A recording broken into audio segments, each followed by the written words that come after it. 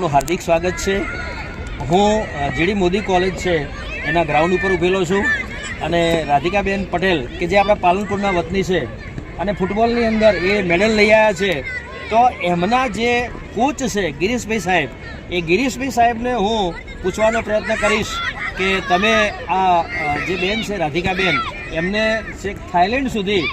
મોકલવામાં આપની શું ભૂમિકા છે અને બનાસકાંઠા જિલ્લાનો જે ફૂટબોલ છે એનું એસોસિએશન છે એની કામગીરી કેવી છે, હું એમને પૂછવાનો પ્રયત્ન કરીશ। ગિરીશભાઈ સાહેબ, બનાસકાંઠા ડિસ્ટ્રિક્ટ ફૂટબોલ એસોસિએશન અત્યારે અમારે હરેશભાઈ ચૌધરીના અંડરમાં ચાલે છે, અમારા પ્રમુખ છે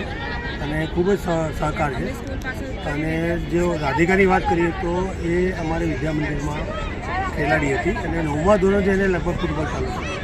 એટલે 2-3 વર્ષ ગ્રાસ રૂટને એવું તાલીમ મારી જોડે લીધી અને ત્યાંથી જ એ બહુ મહેનતુ હતી અને ગુજરાતની ટીમમાં દર વર્ષે પસંદગી પામવા મળી અને એમાંથી ગુજરાતની ટીમમાં એ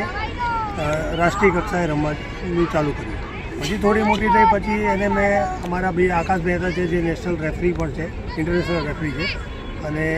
એમની પોતાની એકેડેમી બી ચાલે, ત્યાં પણ એમને શિફ્ટ કરી અને એમને થોડું વધારે માર્ગદર્શન આપ્યું અને એના કારણે પછી એ ત્યારે એટલું સારું એનું પોલિસિંગ થયું કે મારી 3 છોકરીઓ ગુજરાત ઇન્ડિયાની ટીમમાં સિલેક્ટ થઈ કેમ્પમાં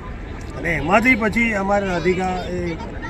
ઇન્ડિયાની ટીમમાં પસંદગી પામી અને ઇન્ડિયાને પાછું ત્યાં સાઉથ એશિયન નેશનલ ગેમ્સમાં રનર્સઅપ કરે,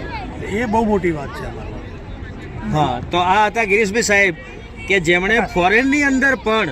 ઇન્ડિયાને પ્રાધાન્ય અપાવ્યું છે, ગુજરાતનું ગૌરવ અપાયું છે અને છેલ્લે એમણે બનાસકાંઠા જિલ્લાને ગૌરવ અપાયું છે। તો આવા જે કોચ છે એ ધન્યવાદને પાત્ર છે। ACP news, Banaskantha, Palanpur.